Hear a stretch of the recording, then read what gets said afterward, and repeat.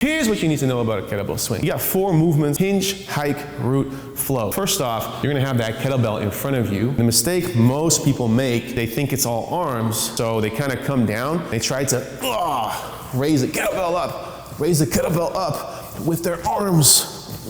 They just don't really do anything with their legs. Kettlebell swing is all butt. It's all butt muscle. In fact, you should be feeling it right in the middle of your butt cheek. You should be squeezing your butt so hard with every single rep. You feel like your butt can't get any harder than that. It's chest up, shoulders back, boop, boop, boop, boop, boop. Everything is tight, push your knees out, and then you hinge.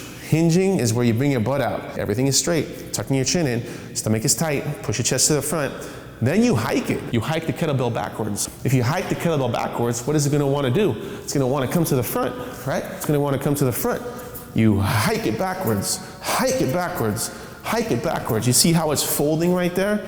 Hiking it, hiking it. Hinge, hike, root, float. After you hike, you root yourself. Rooting yourself is kind of like I am Groot. You turn yourself into a tree. You're here and then rooting yourself into the ground, like you turn yourself into a tree. Make yourself tall.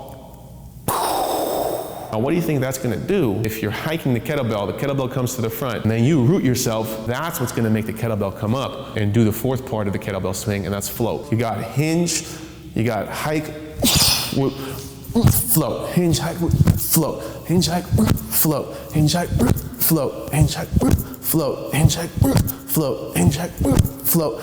Really squeezing your butt, woo, right here. Boom! Squeezing your butt together. Kettlebell swings, always take your breath away. If you don't make it an aggressive movement, that's when you get hurt.